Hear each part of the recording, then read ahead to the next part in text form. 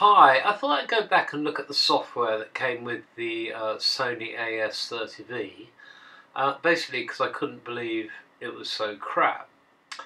And indeed I did miss a trick, because buried in the software is a new program to create GPS movies and do sort of trim movies and other options, called Action Cam Movie Creator. And this is it. This is what it looks like. It's a lot cleaner design. They've obviously got some designers in for the interface, because the old interface was awful at Play Movies Home. But it's not actually a completely new app, because if you look at your applications folder and highlight Create Action Cam Movie Creator, that in fact is an alias, and the new program is hidden within the plugins folder, which is in the contents of the old Play Movies Home folder. So they've obviously got a new design interface and just using all the old code for processing. That's how I interpret it anyway. And here's the old interface Play Movies Home, which was frankly awful. And it's a good job it's gone. But that, I think, is what they've done. A sort of cheap makeover job. Okay, we're back to Action Cam Movie Creator, whatever it's called, and you get a few options here. Looks like you can set up Wi-Fi there. I've got Wi-Fi turned off, so it's not seeing the camera, and you can update the GPS tool and things in this area here. Again, it's a nicer design than the options are presented in the old software. And we're going to go back, and what we're going to do is we're going to create a GPS movie. And what you have to do is you have to select this screen here, okay, the one on the left, and then you get to this screen, and you have to select the movie, drag it over here, and then you click next. I sort of mess around with it a bit here because I want to talk about it a bit more. But you then click next, and it goes into this phase of preparing the movie, which lasts about 10 minutes. Here we are, we're coming to the end, and the movie is now apparently prepared. And then you go into this screen, you click next, you go into this screen, and there's various options you can select here. Things like what the GPS readout's going to look like. I choose that top one. There's a plain text one, and there's one with sort of the dial at a funny angle. And you sort of mess around with this for a bit, get all your settings right. And yeah, I mean, it's not a lot. I mean, basically you're just choosing between 3 different themes as far as I can see. And you then go on to the next screen, and it sort of goes on. And eventually you get to the stage where it starts actually producing your movie. And it takes over an hour. You get to a screen, which is just coming up, where you get 3 quality options. As you can see, I'm messing around. I'm sort of like, I don't know. These are 3 quality options.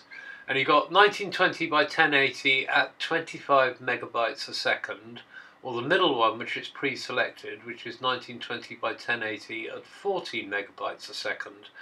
And it says the top one is good for fast action. So what I've done is I produced 2. I did the middle one and the top one. The lower one's hopelessly low quality. And first of all, I'm going to show you a stretch of 1 minute 15 seconds.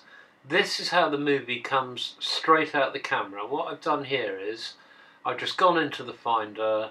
I've opened up the disc the card that's in the camera, and I've just pulled the movie, the MP4 file off that, and then into iMovie. So this is what it would look like without the GPS data, because iMovie doesn't have a GPS function.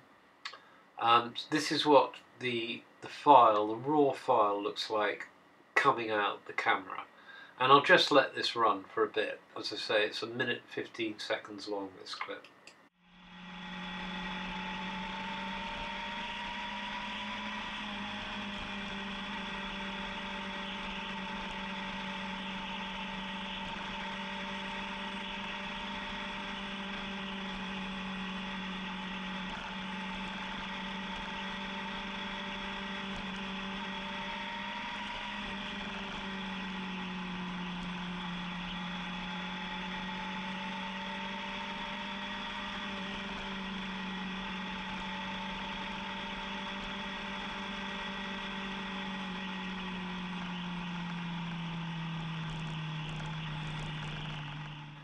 Okay, we're coming to the end of the iMovie clip, the straight iMovie pulled off the disc.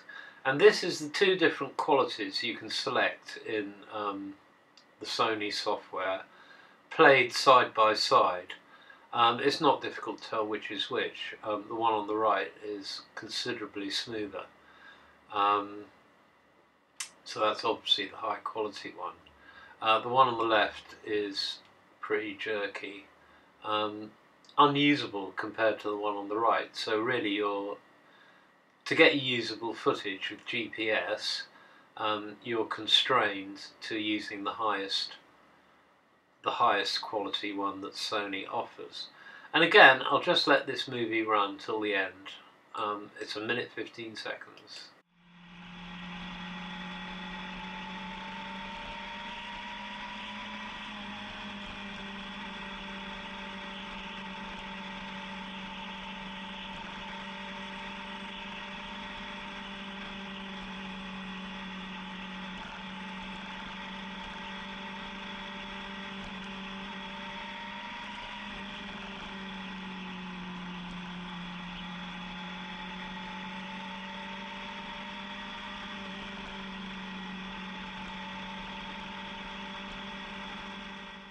Okay, the Sony software hasn't got any quicker because both these movies, the trip was about 25 minutes long, took over an hour to produce.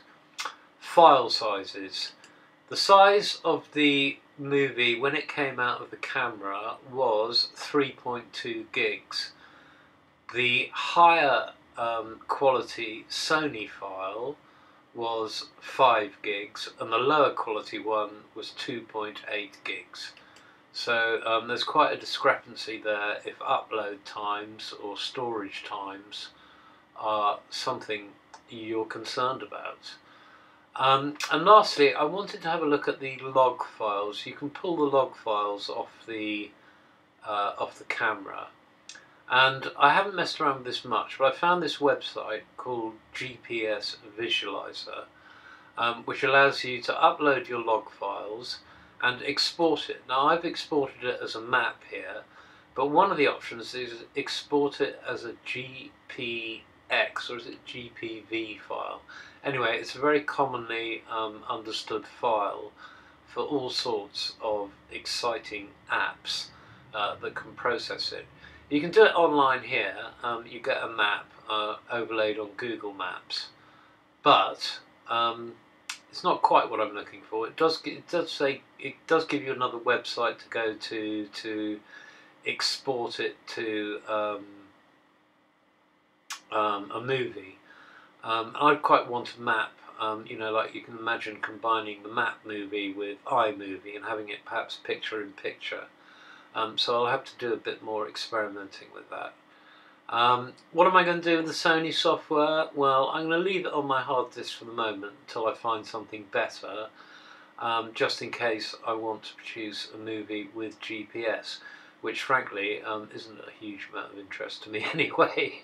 I'm just really interested in how the software works. Okay, well that's my review of the Sony Action Cam Movie Creator. Marks out of 10, don't know really, I don't want to insult them, better keep it to myself. Okay, thanks very much indeed for listening.